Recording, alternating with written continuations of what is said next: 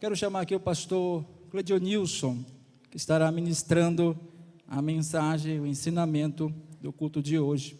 Vamos ouvir a palavra do Senhor. Amados, a paz do Senhor. Livro de 1 Samuel, ou primeiro livro de Samuel, um texto bem recorrente, capítulo 16, versículo de número 7. Enquanto vocês procuram, eu quero agradecer a Deus por essa oportunidade, agradecer o nosso vice-presidente, agora presidente sênior em exercício, né? Presidente sênior em exercício. Pense, mega power. Agradecer a ele pela oportunidade também. E quem achou diz amém. Amém. Então vamos lá. Porém o Senhor disse a Samuel: não atentes para a sua aparência, nem para a altura da sua estatura, porque o tenho rejeitado. Porque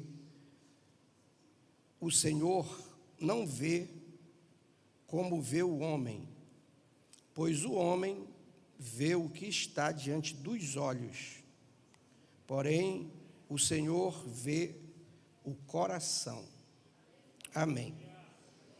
Podeis assentar.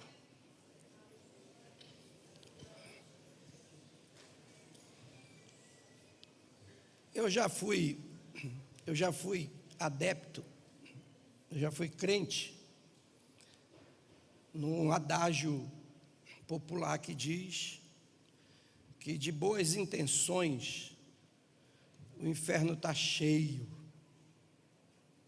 Mas não é bíblico isso não. Biblicamente, as intenções são por Deus levado em conta bem antes das ações. Existe um monte de gente fazendo o certo com má intenção e está sendo reprovado. E é possível que tenha gente fazendo coisas que não estão certas e estão sendo aprovadas por causa da boa intenção do coração. Quase sempre quando ocorre isso, essa boa intenção acompanhada de uma má ação é fruto da ignorância. E Deus não leva em conta os pecados do tempo da ignorância. Todas as vezes que se lê esse texto, a gente ouve uma mensagem motivacional. Quase sempre, na maioria das vezes sim. Mas eu estou me propondo a trazer uma mensagem assim bem confrontante, bem exortativa. Porque primeiro esse texto me exortou quando eu pensei nele da forma como eu vou expressar para os irmãos. Eu fico pensando, considerando como nós estamos mais do que nunca preocupados com o estereótipo, com a aparência, com a fachada, e pouco preocupado com a estrutura, com o alicerce, com as colunas, pouco preocupado com como está o interior. E a Bíblia tem muitas mensagens, muitos ensinos que apontam para o valor da estrutura, o valor do alicerce. Tanto que os últimos versículos do sermão das bem-aventuranças compara o homem que ouve aquelas palavras e as pratica ao homem que edificou a casa sobre a rocha. E vocês devem notar que não há nenhuma distinção das matérias-primas usadas na construção das casas. Não diz que uma é feita de madeira, não diz que uma é feita de barro, de taiper, como dizem no interior, e outra é feita de estrutura metálica ou de alvenaria. Porque não se leva em conta ali a casa, porque a casa representa a pessoa, mas se leva em conta a base de onde a casa está sendo edificada. E nesse caso, a base é a palavra de Deus e aqueles ensinos, portanto, de Jesus. E é bem provável que muitas pessoas acham que estão num lar, acham que estão numa casa, acham que possuem uma família e não estão prontos para enfrentarem as intempéries próprias da vida nesse mundo.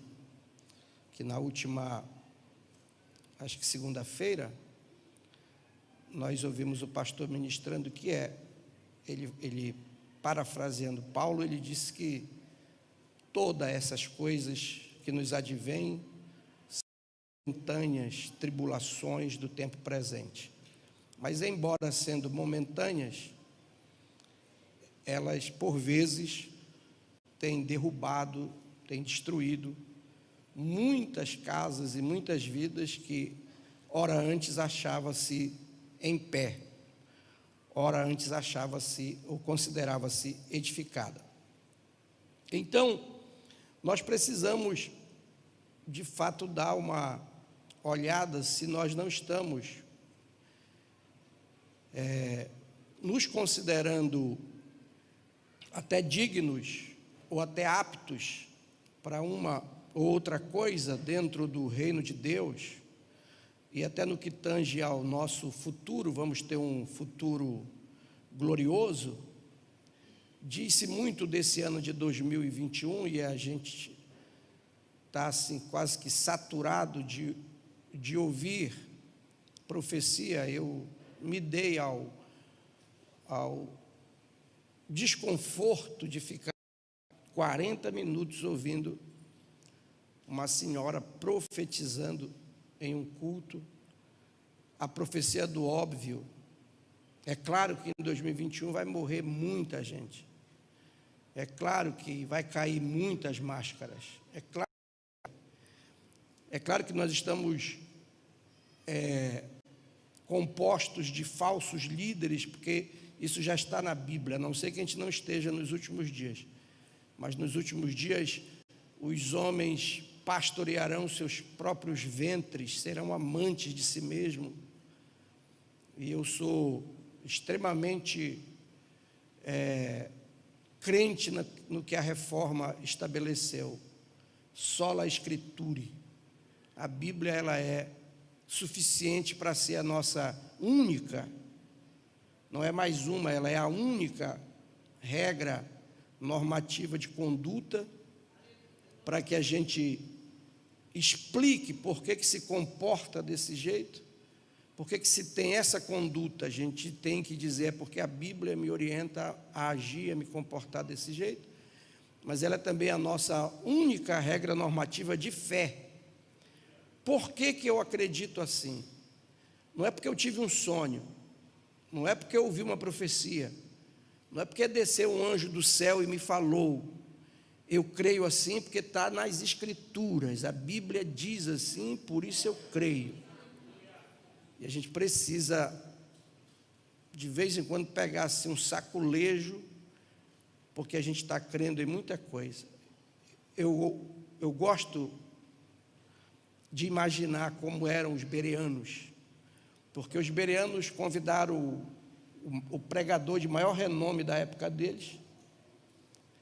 Quem estava pregando lá era Paulo, a segunda maior autoridade do cristianismo, mas eles ouviam Paulo, e enquanto ouviam, não ficavam dando glória a Deus, levantando a mão, dando bicuda no irmão do lado, cutucando a costela dele, vendo se ele está acordado. Não. Eles iam conferindo nas Escrituras para ver se o que Paulo estava dizendo era realmente como estava na Bíblia. E depois de perceberem que eram, o texto diz que todos eles creram na pregação de Paulo. E Paulo diz que ainda que venha anjo do céu, portanto enviado por Deus, pregando outro evangelho, considerai anátema. Mas nós somos crédulos demais, crentes demais, a gente tem aversão ao ceticismo e temos medo de ser comparado com Tomé. Mas é bem provável que nos últimos dias os cristãos que sobrevivam sejam aqueles que tenham receio igual Tomé. Porque Tomé ouviu mais de uma vez Jesus dizendo: depois que eu for, muitos surgirão dizendo: eu sou Cristo, não creiam neles. E quando Jesus ressuscita e alguém diz: olha, é o Cristo, ele diz: se eu não pegar na mão dele, não tocar na ferida do lado, eu não creio. Então, se você não achar base na Bíblia, pode ser um anjo, que não tem outro exemplo maior de credibilidade, um anjo vindo do céu, pode ser um anjo enviado de Deus, mas se o que ele diz não confere com as Escrituras, duvide dele.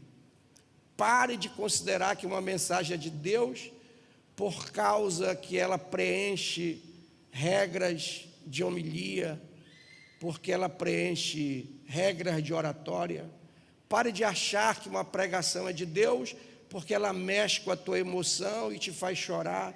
Quem te disse que a tua emoção é a garantia para que você afirme que é Deus que está falando? Porque não tem nada mais fácil do que fazer você chorar num discurso, basta apelar para a tua emoção.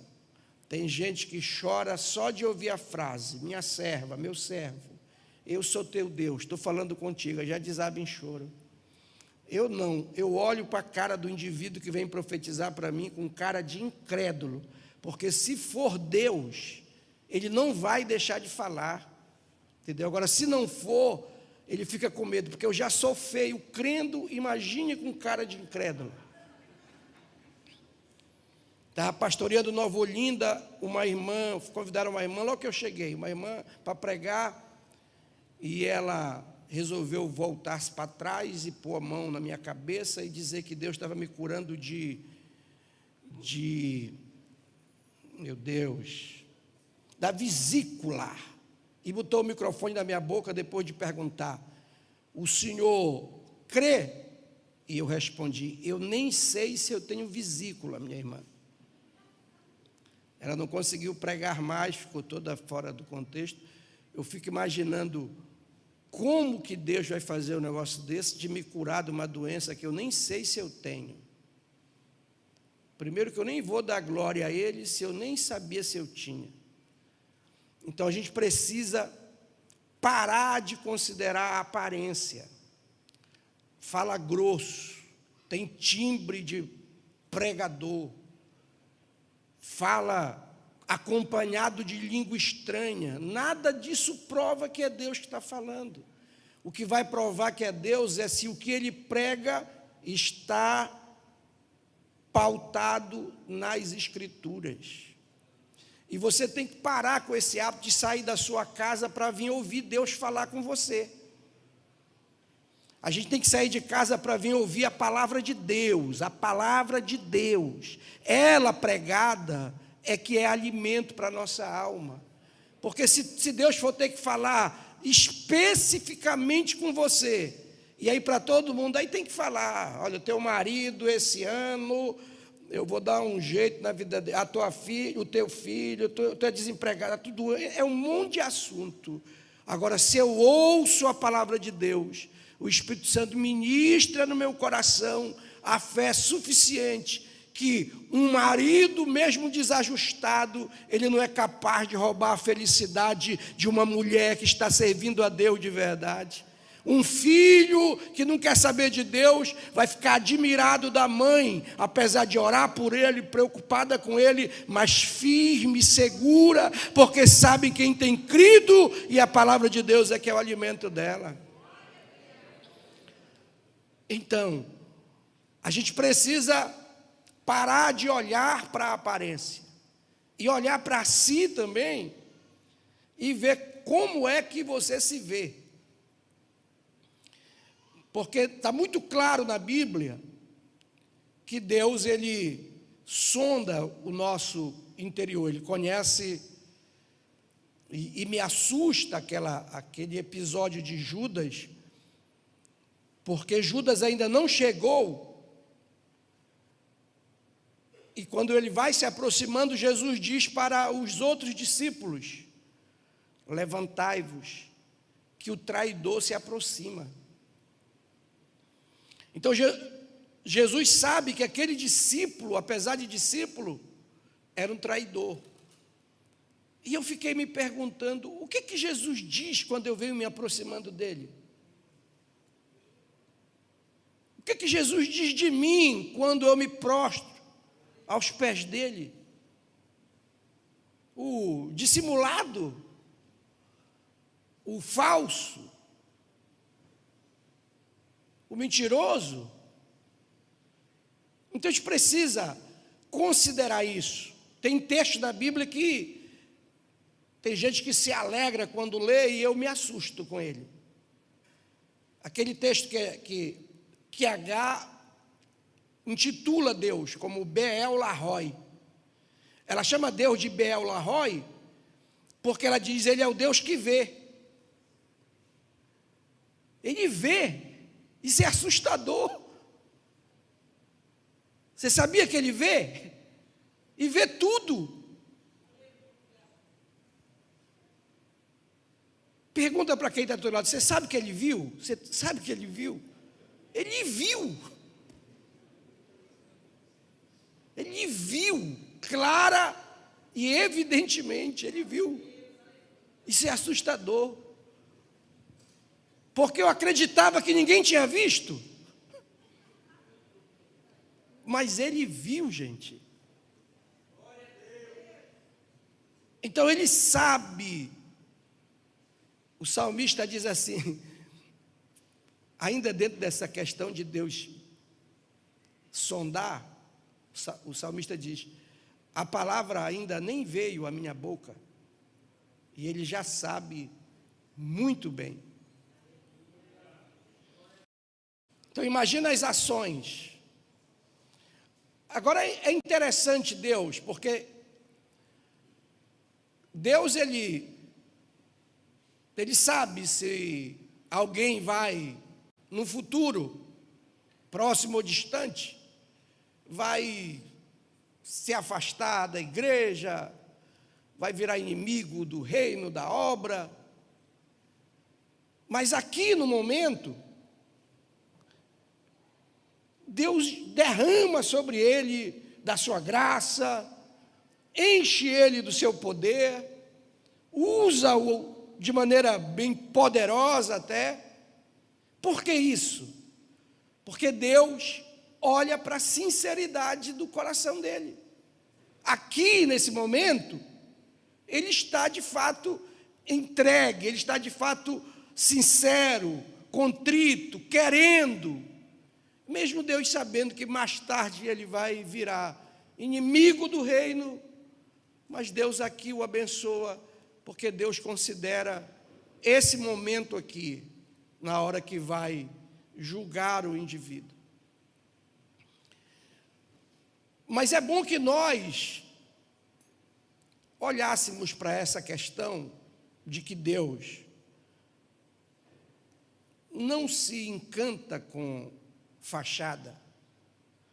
Você pode, se arrumar da melhor maneira que você se arrumar. Você está se arrumando para homens que eu digo para seres humanos.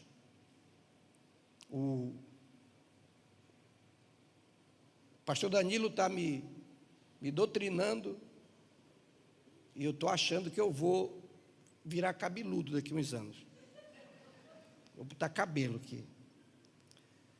Mas se eu chegar a fazer isso, para Deus, não melhorou nada, porque Ele não olha para a aparência.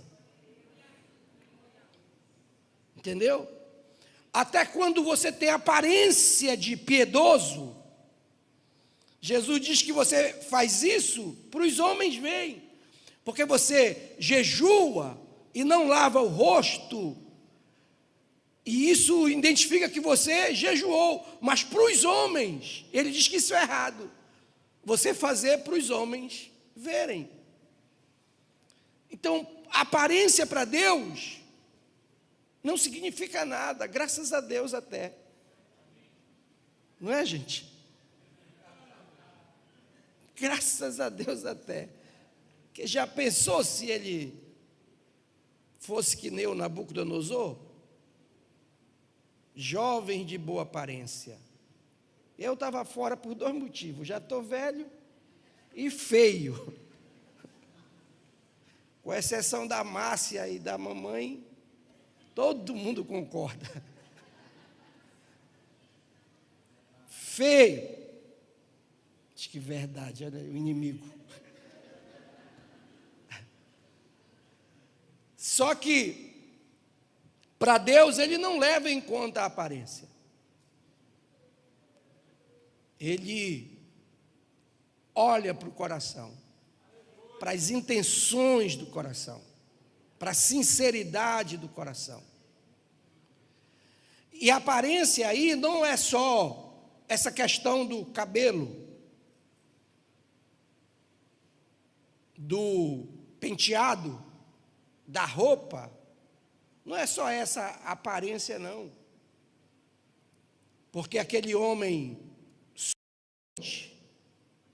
o fariseu, e ele diz: Senhor, eu dizimo, eu jejuo, eu nunca me desviei, sempre fui crente. Eu não sou como a maioria dos homens. Um evangelista diz isso. O outro evangelista diz que ele aponta para o que está do lado. Eu não sou como este publicano. Só que isso tudo, aos olhos de Deus, era aparência. E o farisaísmo tem isso. Jesus vai dizer: olha, vocês são como sepulcros. Porque a aparência ou o exterior parece bem pintado, bem revestido, mas por dentro é só podridão. Fala deles como um copo limpo apenas por fora, mas sujo por dentro. E aconselha-os a limparem primeiro o interior do copo, para que o exterior também seja limpo. A questão é que nós conseguimos. Por que a gente se entrega mais para a aparência?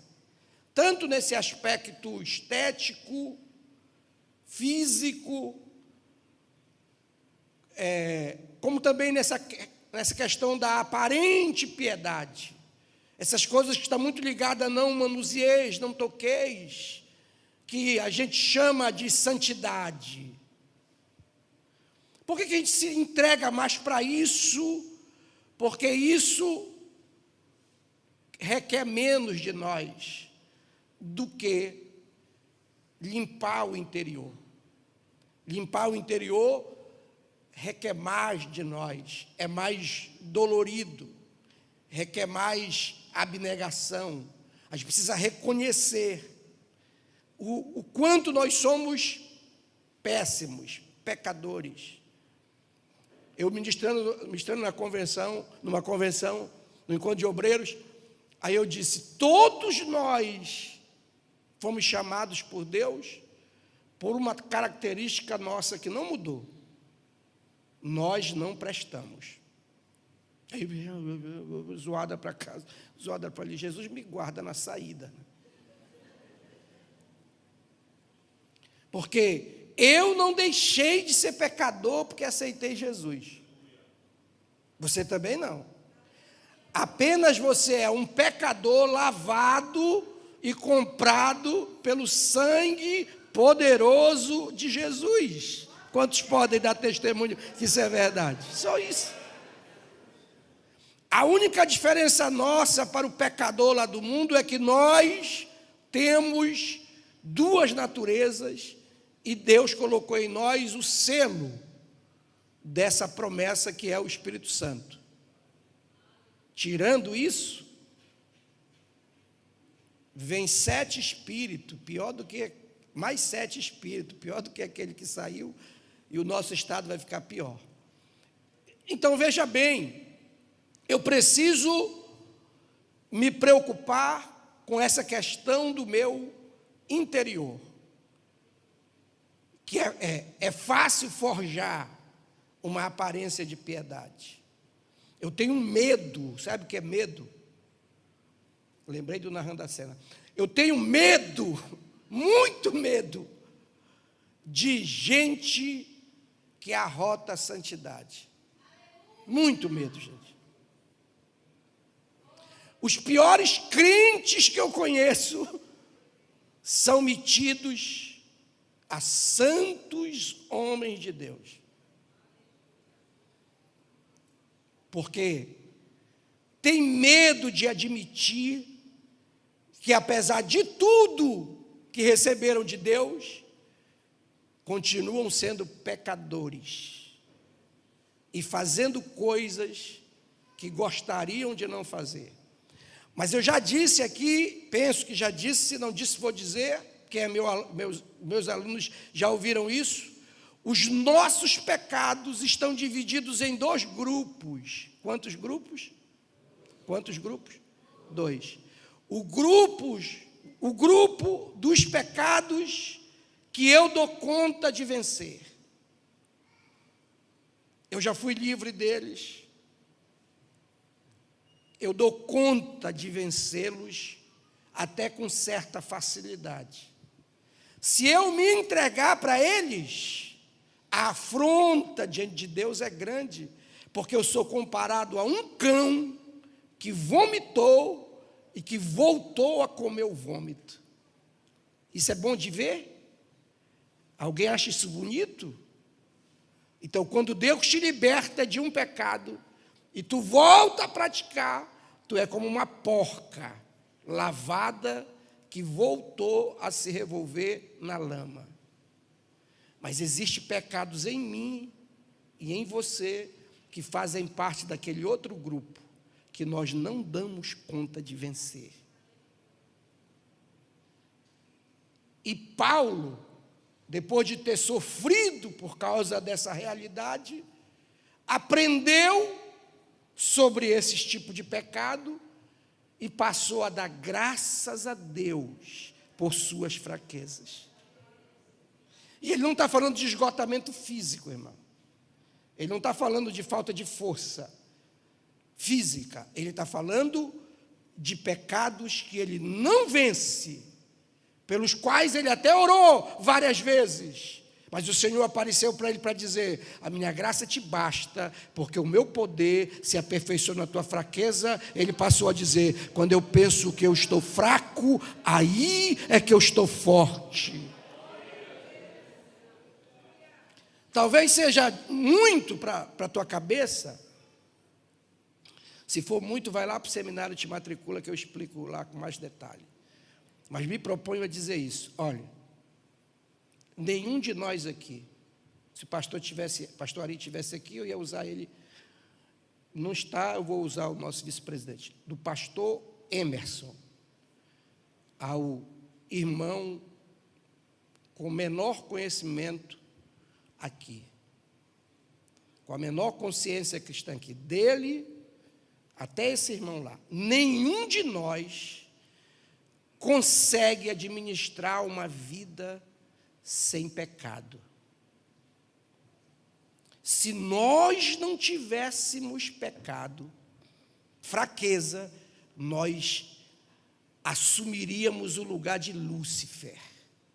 seríamos desprovidos de compaixão e de misericórdia. Porque tu tem os teus pecados, mas quando tu vê os outros em pecado, tu quer justiça para eles e misericórdia para ti. Tu quer justiça para eles e graça para a tua vida. Tu esquece que tu também tem as tuas mazelas. Então eu convido você a dizer: graças a Deus pelas minhas fraquezas. Diga.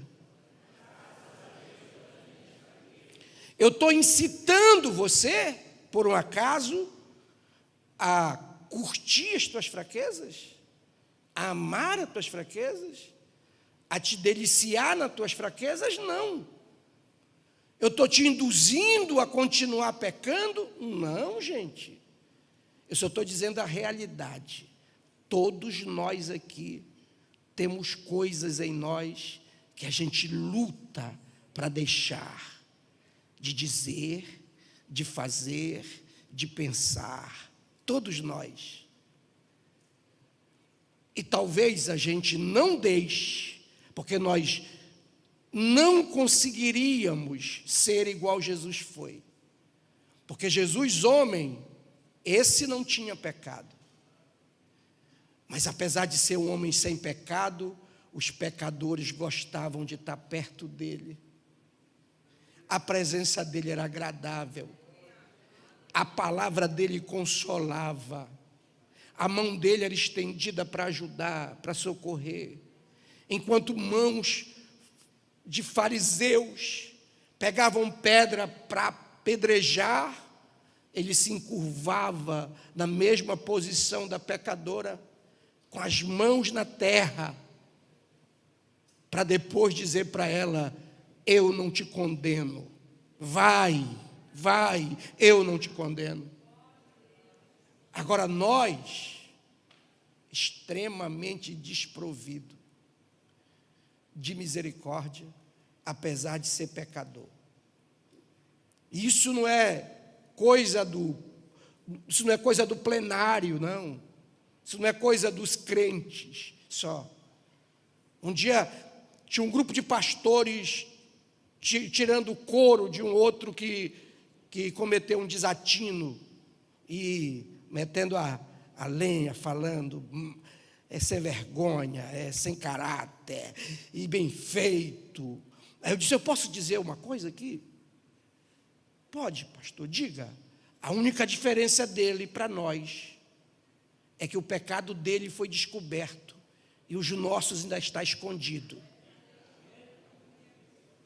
Aí pararam de falar, ficaram sem fala.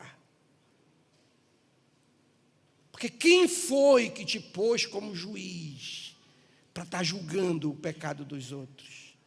Se se trata do homem de Deus, ele está em pé ou cai, mas ele é de Deus.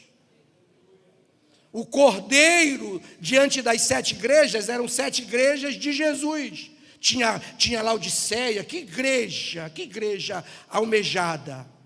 Pouca força, mas não negava. Ô igreja, irmão, nunca encontrei uma dessa. Mas está lá, igreja de Filadélfia, né? Filadélfia, igreja boa, mas tinha Laodiceia também.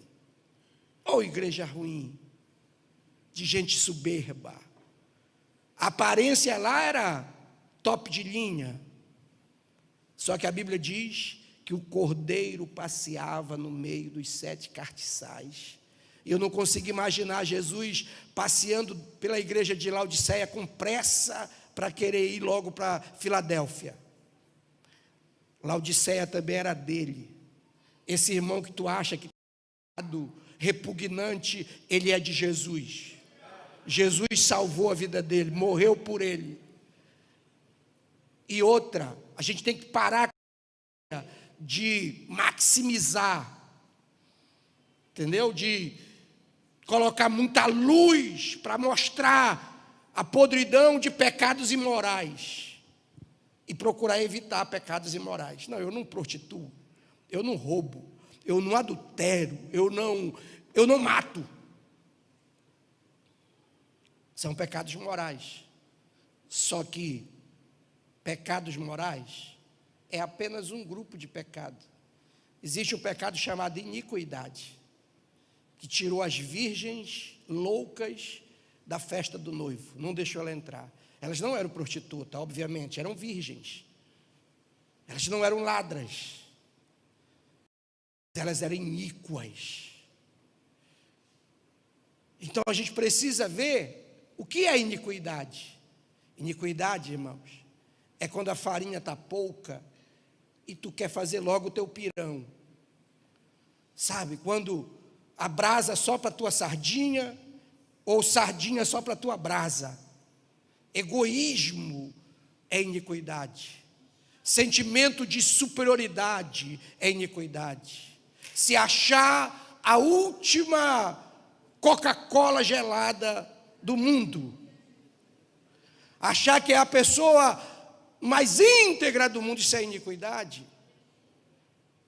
Insubmissão, achar que é dono do nariz, que ninguém manda em você, pastor não manda em mim, mamãe não manda em mim, papai não manda em mim. Isso é iniquidade. Não estender a mão para ajudar o necessitado, ter coragem de dizer não quando você pode ajudar. Eu aprendi com o pastor Aderi Nelson agora recentemente, não sabia, aprendi com ele, e não sei se ele inventou, mas aprendi. Que o Aderi Nelson inventa, está gravando, ele vai ver isso aí. Ele inventa coisa que meu pai. Ele disse o seguinte, que aquele cidadão lá da parábola que Jesus conta, que ele olhou e viu que a colheita dele ia ser muito grande. E ele olhou para os celeiros dele, pastor, achou que o celeiro era pequeno e que não ia conter. Então ele planejou, eu vou derrubar esses celeiros e vou fazer 3 maiores e vou abarrotar aí, depois vou dizer para a minha alma, come, bebe e folga. Aí Deus matou ele, porque quando Deus dá, além do que o nosso celeiro cabe, não é para a gente derrubar celeiro para fazer maior, para encher. O que sobrar a gente deve distribuir para quem está necessitado. Olha. Porque não compartilhar é iniquidade, irmão. Olha, eu nunca, de verdade, eu nunca consegui guardar dinheiro em minha... E já ganhei salário assim, bem avultado, mas nunca consegui. Digo, não, eu já vivi com um salário, na época de que eu comia nicinho miojo com ovo cozido, eu, a Márcia e o Felipe, já passei por essa prova, graças a Deus que não volte mais, meu pai. Deus me livre, me guarde e me proteja, não quero mais essa prova. Mas já ganhei dinheiro assim, de 20 salário mínimo, por exemplo, mas nunca consegui guardar, porque não sei dizer não, se alguém me pedir e eu tiver, porque eu entendo literalmente, que quando Jesus ensina, e o apóstolo também ensina, sim, sim, não, não. Eu entendo que quando é sim, para eu dizer sim. Se eu disser não, no lugar do sim, esse não é mentira, logo o pai da mentira é o diabo, então esse não é de procedência maligna. Só que tem um monte de gente que consegue dizer não para estender a mão para ajudar alguém que está necessitado. E diz que é crente em Jesus. E diz que é servo de Jesus. Um monte de gente que só sabe obedecer dele para cima. Dele para cima, ele lava carro, ele capina terreno, ele vai no Vero Peso fazer compra, ele deixa a mulher dele, deixa os filhos dele para atender quem está acima dele e pensa que isso é ser servo. Isso, no máximo, é ser obediente, se passar disso é bajulação. Agora, quem é servo de Jesus tem o mesmo sentimento que ele, que existindo na forma de Deus, não se orgulhou, mas se fez homem, achado na forma de homem, se humilhou mais ainda e se fez servo de todos. Ao ponto de um dia, reunido com os discípulos à mesa, e ele servindo, ele perguntou, ele está perguntando naturalmente, quem é maior? É quem está à mesa ou quem serve? Naturalmente, quem está A mesa é maior. Os discípulos nem respondem.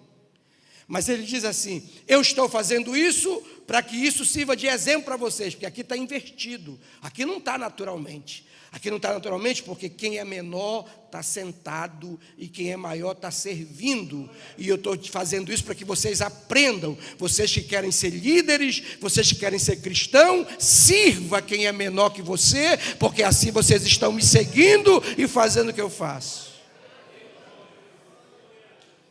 Agora, via de regra, é crescer um pouquinho, aí já tem que ser servido, já tem que ser bajulado, e se não for obedecido, bota um X na costa e marca, e chama o atirador de elite, na hora que vai dar um tiro para matar o irmão, porque o irmão não obedece.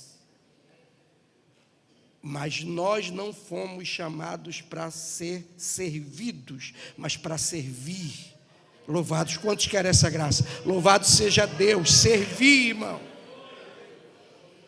Então olhe para você como eu estou sendo confrontado e olhando para mim. Como é que eu me vejo? Como é que Deus me vê? Qual é o ponto de vista que eu tenho de mim? E eu de verdade digo isso quase toda a aula. Eu não sou digno de nenhuma dessas coisas que aparentemente parecem ser. Alguém pode dizer que é boa, legal. Alguém já disse espetacular. Uma irmã chegou comigo e disse: pastor, eu queria ter 10% do conhecimento que o senhor tem. Eu digo: aí você já quer ser querubim. Não dá. Mas eu estava brincando com a irmã. Estava brincando com ela. Porque na verdade isso é muita graça de Deus. É graça de Deus. Qualquer um de vocês que sejam chamados para o ministério do ensino podem ter isso e muito mais ainda, porque é a graça de Deus. Não tem nada a ver com eu ser perfeito, eu ser melhor, eu ser bom, eu sou um indigno, mas a graça de Deus está sobre a minha vida. Eu sou um vaso de barro, mas Ele resolveu colocar o tesouro dele dentro do vaso de barro, para que a excelência não seja do vaso, mas de Deus. É assim na tua vida, e quanto mais você compreender isso, mais glória, mais tesouro, mais grandeza dele vai ser colocado dentro de você, e as pessoas vão ver a grandeza, a glória de Deus na tua vida. Louvado seja o nome do Senhor. Então, nesse 2021, que nós somos sobreviventes, nós não morremos. Eu acho que você não morreu, né, irmão? Me ajuda aí a identificar. Vê aí se o irmão está vivo mesmo, olha para ele aí. Porque tem gente que morreu e nem sabe, gente. Mas quem está vivo aí, levanta a mão e dá um glória bonito aí. Glória a Deus! Então nós somos sobreviventes. Vamos pensar esse 2021 para nós vivermos com a menor preocupação possível com a fachada, com o estereótipo. Aí para a mulherada, Pedro dá um conselho. Ele não manda não usar, ele diz assim: olha, que a tua beleza não seja o uso exterior de vestidos frondosos, de frisar de cabelo. Era assim que as mulheres se vestiam antigamente, negócio dos vestidos grandes e tal. Não seja isso. Ele não está dizendo que não é para usar, mas ele está dizendo que além dessa beleza, que Deus foi muito mais gracioso com as mulheres do que com a gente, né? Não foi, pastor? Para ela ele resolveu caprichar. Ele fez a gente de barro, e elas fez de uma costela, e deu isso aí, né? Imagina. Enfim. Então, mas mais do que essa beleza, que vocês ainda acentuam, se preocupem com o homem interior, que se renova, que se renova, que se renova, que se renova. Nós pastores, mais do que conhecer, aprender, saber pregar bem, saber discursar com inteligência, para que as pessoas digam: olha como é inteligente. Mais do que isso, vamos nos preocupar que o nosso homem interior se renove, que a gente se aproxime mais da varonilidade de Jesus, que as pessoas possam olhar para nós e não ver a beleza ou a intelectualidade, mas ver Jesus em nós. Isso é possível. E nunca, nunca ninguém se parece mais com Deus, como quando Ele age com misericórdia, com compaixão, com amor, quando Ele libera perdão. Jesus andou fazendo milagres grandiosos, mas ninguém arrumou confusão com Ele. Agora, quando Ele disse, perdoados estão os teus pecados, disseram, quem é esse para perdoar pecado? Só Deus perdoa pecado. Aí Jesus diz, para que vocês saibam que eu tenho o poder de perdoar pecado, eu vou fazer algo aqui difícil. Qual é o mais fácil? Dizer a esse paralítico, perdoados estão os teus pecados, ou levanta e anda? Obviamente que dizer levanta e anda é complicado, irmão. Porque dizer perdoados os teus pecados é muito fácil. Tem muita gente dizendo, eu te perdoo, mas o coração está maquinando a morte do irmão. Está dizendo, eu te perdoo, mas a mão está, punho está fechado. Agora, dizer a um paralítico, levanta e anda, não é para qualquer um. Para que saibam que eu tenho poder, direi ao paralítico, levanta, toma o teu leito, vai para a tua casa. O homem levantou. Só que Jesus deu para nós também poder. Eu dou para vocês poder de perdoar pecados. Os pecados que vocês perdoarem serão perdoados. Os pecados que vocês reterem serão retidos. Então, perdoa esse ano, vai. Faz um esforço de perdoar as ofensas que fizeram a você. Não adianta essa aparência de língua estranha, de cantar dentro das regras da música, que é tão bom ouvir, irmão. Tão bom ouvir alguém cantar melodiosamente, harmoniosamente. Bem, é bom demais. Mas Deus não tem essa preferência, não. Deus consegue ouvir uma rasga-mortalha com a mesma alegria que ouve um canário. Entendeu? Para quem não sabe, rasga-mortalha é um tipo de coruja que, quando a gente morava na Guanabara, ainda era meio metida interior lá, passava em cima do telhado de casa, e a mamãe dizia, sangue de Jesus tem poder. Eu disse, o que foi, mamãe? Eu pequenininho, pastor Emerson, assim, pequenininho, cabeça já desse tamanho. Pense no menino cabeçudo. Rasga-mortalha passava, mamãe, sangue de Jesus tem poder. O que foi, mamãe? Isso é um pássaro, meu filho. Quando ele passa em cima da casa, ele está avisando que alguém da casa vai morrer. Aí eu dizia, sangue de Jesus tem poder, mamãe? Sangue de Jesus tem poder? Por que não passou na casa do vizinho? Oh, maravilha. O cântico dela é agoreiro, mas Deus ouve a rasga-mortalha com a mesma alegria que ouve um canário, um sabiá, um ruxinó. Então não adianta você só aprender a cantar para agradar os ouvidos humanos, mas o teu interior está cheio de imundícia, de mágoa. Peça para Deus para cantar de forma poderosa, mas peça poder para perdoar as ofensas. Não deixa essa dor da ferida apodrecer você por dentro, porque Deus está olhando para o teu interior. Fica em pé em nome de Jesus. Os sãos não precisam de médicos, só os doentes. Eu tenho até medo de pedir para ficar plenamente são.